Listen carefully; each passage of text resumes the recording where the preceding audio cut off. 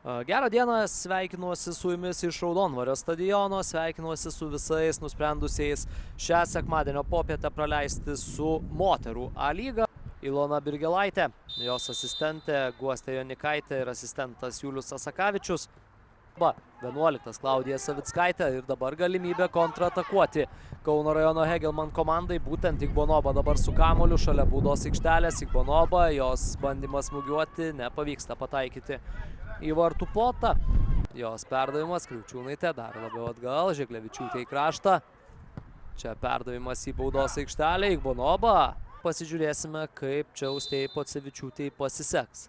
Pocevičiūtė, jos smūgis pažemė ir Ema Daujote. Lieka perdavimo kol kas. Sing, dabar geras perdavimas ir turi šansą Topal. Baudos aikštelėje, Topal ir kamuolys atsiduria vartų tinkle. Irina Topal sulaukusi puikaus perdavimo. Aišku, tas perdavimas puikus, taip galima sakyti, po to, kai viskas virto įvarčiu, nes iš tikrųjų perima kamuolį Topal. Jos perdavimas, Postol, šansas ir 2-0.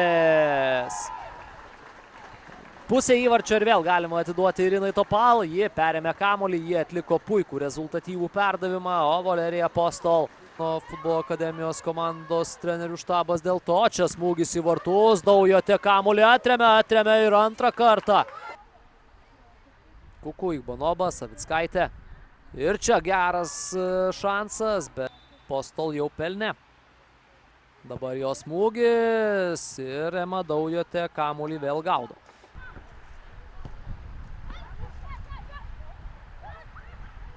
Dar vienas bandymas. Kontreras kamuolio nesustabdo.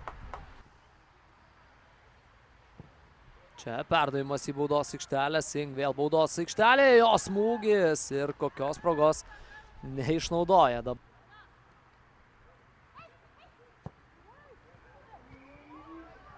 Čia dar viena galimybė.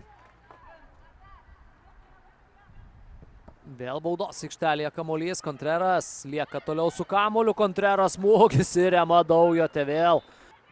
Topal, jis suklaidina varžovę, Topal, vėliau perdavimas į baudos aikštelę, vėl Topal. Pati ryžtasi smūgiuoti ir šalia vartų galų gale įsirašo pergalę ši komanda.